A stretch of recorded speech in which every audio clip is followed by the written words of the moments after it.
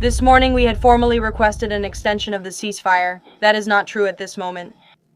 Yes, we remain very engaged in these negotiations and these talks. You heard directly from the Vice President and from the President this week that these talks are productive and ongoing.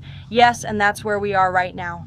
I also saw some reports about the possibility of in-person discussions. Again, these discussions are happening, but nothing is official until you hear it from us here at the White House. We are optimistic about the agreement. The President mentioned this yesterday in his interview. It is in Iran's interest to meet the President's demands. I think he made his red lines in these negotiations very clear, both to the other side, and that's why we continue to watch how these talks progress. Now, would these talks be in Islamabad, or where would they be in the next round? They would most likely be in the same place as last time. Yes, with the same people. I would just like to highlight a point that is important to the President.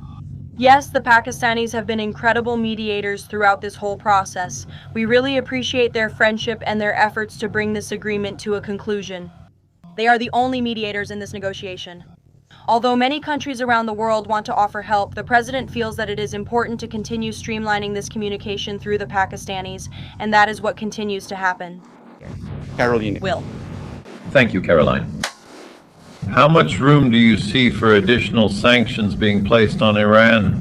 And do you feel that the United States is getting enough support from its allies on this front? There was a letter that went to Mann and some other allies suggesting that maybe the sanctions weren't. Could it be for Secretary Vest as well? Yes. Sanctions weren't effective and the United States wants. I'll let the Secretary of the Treasury, who is responsible for the sanctions, answer that question. Yeah, I don't think that's an accurate characterization. Yesterday we announced Operation Economic Fury, and we, for over a year have kept maximum pressure on the Iranians, both by blocking payments to the Iranian state and by strictly pursuing the IRGC's financial accounts. One of the potentially fatal mistakes the Iranians made was bombing their GCC neighbors. And now they are willing to be much more transparent about the funds or to conduct a deeper analysis when investigating the funds that are held in their banking systems. So we sent them the request that we want to freeze more funds belonging to the IRGC leadership and any members of the Iranian leadership. The other thing we did was tell countries that if you are buying Iranian oil, if Iranian money is in your banks, we are now willing to apply secondary sanctions, which is a very severe measure. And the Iranians should know that this will be the financial equivalent of what we have seen in kinetic activities. This is an example of expanding the war on the economic front. Instead of militarily, this is another one. Exactly. Secretary, what coordination was there? Any updates on the United States insurance and reinsurance program for tankers in the Strait of Hormuz, sir? Well, now it's at 40 billion. It's managed by the DFC, and we're hoping that the ships can achieve some semblance of normalcy. And then they can come to the DFC and our private sector partners and apply for insurance. And what do you say to the nervous private shipping companies wondering if they should approach the strait? Sorry? What do you say to encourage shipping companies to do business through the strait? I think we'll wait and see. When they are permanently open, because this is a mechanism, when we declare that it is safe, they also need to have insurance. Lloyd's of London saw insurance rates skyrocket during that period. The rates are still very high, so we want to provide, the United States government will profit from this, but we want to normalize and establish a solid economic basis for ships to enter and leave the Gulf as they did before the conflict. Secretary. Caroline, thank you. Caroline, yes, thank you, Caroline. I want to cover two topics, if I may. Tax day and also the confirmation. Kevin Walsh's hearing is scheduled for next week, but Senator Tom Tillis is still a no, and he remains firm on that. How will you persuade Senator Tillis to move this confirmation out of committee? I'm sure Senator Tillis wants what's best for the Federal Reserve and the American people. He stated that Kevin Walsh is a great candidate for the chairmanship, so let's go to the hearings. Let's see where we are then. Let's ask about tax day. Will the tax gains you mentioned from that big bill offset the dismay of Americans, for lack of a better word, with gas at $4 a gallon? Well, again, as I said, no one has ever objected to having more money in their pocket. So Americans have more money, they can decide how they want to spend it. And I wanted to go back to the issue of overtime because I was in Westchester County last Friday and met with several first responders through police unions. And these are our great police officers, our firefighters, our ambulance drivers, all of them now want more overtime. And you know how good it is to have them stay engaged and keep more of their own money? Mr. President? Thank you. All right. Maybe for both. And about President Trump? Are the threats of a 50% tariff against China still on the table? Or does the exchange of letters you just mentioned rule that out? Well, as you know, the president spoke about the letter regarding him and the correspondence between him and President Xi. President Xi assured the president that they are not providing weapons to Iran during this conflict, and that assurance is something the administration is keeping under close watch. Regarding tariffs, do you have any updates on that, Mr. Secretary? I don't know about the tariffs, but I do have current data on the sanctions. Iran is, or used to be, the largest state sponsor of terrorism. China used to buy more than 90% of its oil, or 8% of the country's energy needs. We believe that this blockade in the Strait will pause Chinese purchases. But I'll tell you this. 1. 2 Chinese banks received letters from the IFRS and the ANIA Treasury Department. I won't identify the banks.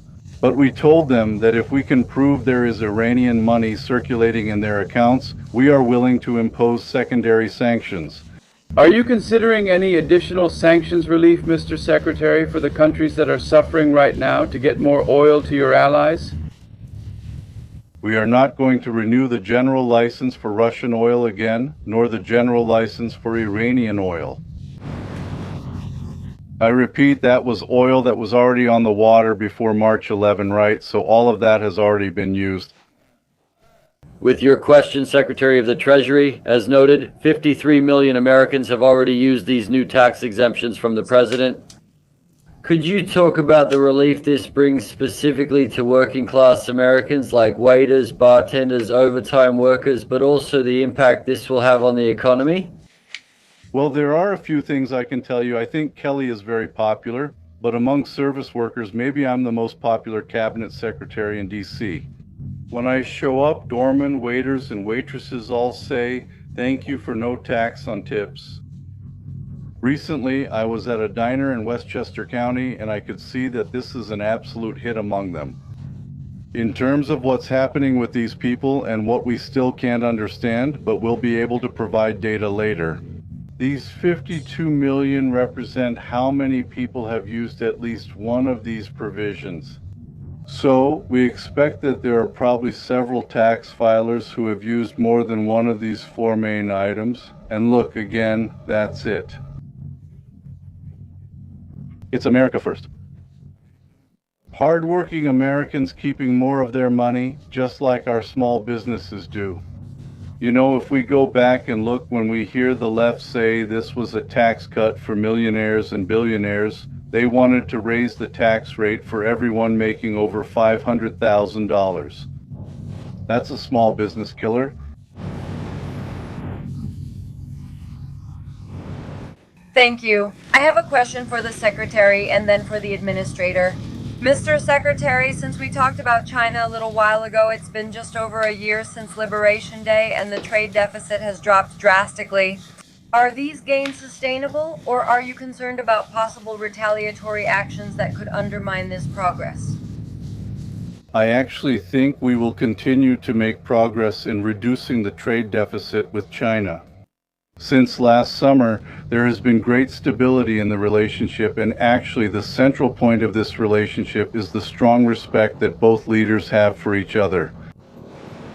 My experience has been that when communication comes from the top, then, we follow that guidance and those wishes. We had the meeting in Busan in Korea in October. We will have a state visit in Beijing. Therefore, I expect great stability in the relationship, but that doesn't mean our trade deficit can't continue to decrease. Let's go. Go ahead. For the administrator, well, I know there are orders and shipments of factory equipment and they are at record levels. How many small businesses has the SBA helped with loans and support? The SBA set a record for loans last year of $45 billion under Trump, as small businesses now have access to the capital they need to build in the United States. We are once again a nation of builders, and we are actually seeing factories expanding. As a result, we have a record PMI, which is the Purchasing Managers Index or manufacturing expansion, and 2 consecutive months of record exports. When looking at the state of the nation in terms of the trade imbalance, you can see the injustice toward American workers and industry. We are recovering entire sectors with this tax reform. Thank you, Karen. I have 2 questions for you. The first is about Iran. The second question I would like to ask is about United Airlines, about Iran. Is there a set timeline for this blockade? And how intense is this pressure being exerted by the United States, as mentioned by President Trump or other officials? Of course. I would never set deadlines for the President of the United States. But regarding the blockade, as you know, this has been fully implemented and is being applied to vessels of all nationalities entering or leaving Iranian ports. I want to make that clear.